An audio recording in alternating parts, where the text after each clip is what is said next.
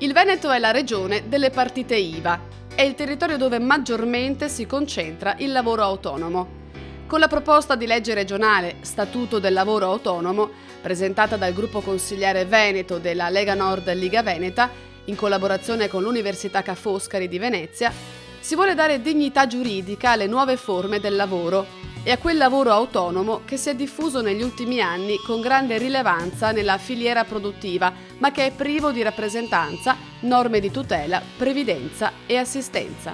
Il nostro statuto, già depositato in data 2 ottobre 2009 alla Presidenza del Consiglio regionale del Veneto, è un documento complesso ma flessibile, in quanto tiene conto anche delle eventuali future nuove professioni e nuove attività di imprese.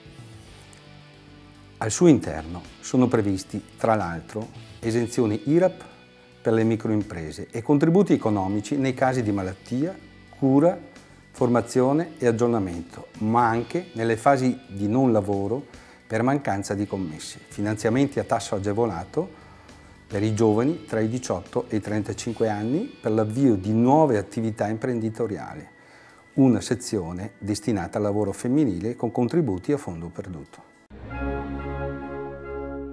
Vivere in città più sicure. Questa è una delle principali richieste rivolte dai cittadini alle amministrazioni locali.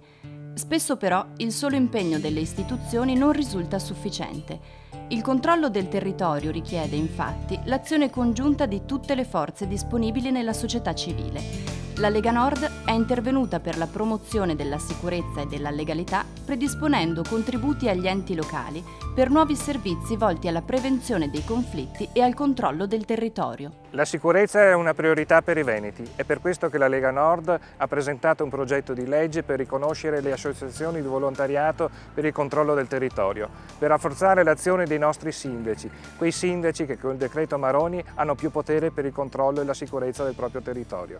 Inoltre dobbiamo garantire la sicurezza contro la clandestinità, non per riempire le nostre carceri, ma per rimandarli a casa loro. In questo periodo di crisi economico-finanziaria è molto difficile che un'impresa assuma giovani appena usciti dalla scuola o dall'università. Questo perché la nostra scuola è teorica, distante dal mondo del lavoro, e per un'azienda formare un giovane comporta un notevole sforzo economico. La soluzione, secondo il Carroccio, è di introdurre da subito sgravi totali contributivi e fiscali destinati a favorire le imprese per l'assunzione di neodiplomati e neolaureati. Per facilitare l'inserimento di giovani nel mondo del lavoro propongo 2 misure. La prima, di introdurre il federalismo anche nella scuola. Scuole regionali nelle quali ciascuna regione indirizzi i giovani nell'attività formativa secondo le proprie esigenze occupazionali future. Le scuole regionali dovrebbero indirizzare la formazione secondo le attività economiche locali. La seconda presuppone la concessione di agevolazioni alle aziende con sgravi contributivi fiscali totali, non parziali e esausti come quelli attuali, perché possa fermare i giovani e inserirli nel mondo del lavoro.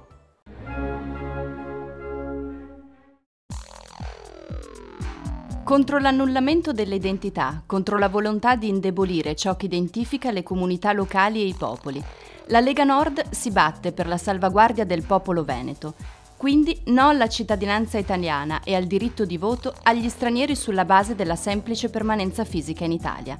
Secondo il Carroccio, infatti, va accertato se gli stranieri accolgano i principi costituzionali, se siano in grado di comprendere e parlare la nostra lingua, se dimostrino un minimo livello di integrazione e di rispetto verso la nostra cultura, le nostre usanze e tradizioni. Che si tratti di dare il voto agli immigrati, di rimuovere i crocifissi dalle scuole o di rinnegare la lingua veneta, il rischio è sempre lo stesso, che venga cancellata l'identità regionale e locale in nome della globalizzazione. Come Lega Nord ci batteremo sempre per sostenere la nostra cultura, i nostri valori e le tradizioni cristiane e venete e per conservare la nostra memoria e le nostre radici, contro ogni tentativo di annullare la nostra identità.